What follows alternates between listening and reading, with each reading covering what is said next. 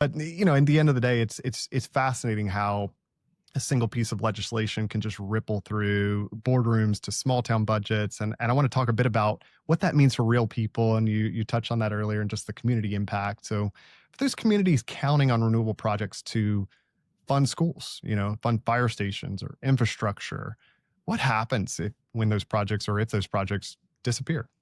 I that's always been, I think, really a strong piece for me is the connection to the communities because, and I may have talked about this before, the opportunity to really sit down with people and understand at a grassroots level what this really means for some of these local communities. And we know a lot of our projects are in very rural areas. And having spent a good amount of time talking to farmers and ranchers and other people on the ground as far as those challenges, I think if we're doing renewable projects right, then we should be impacting the communities in a positive way.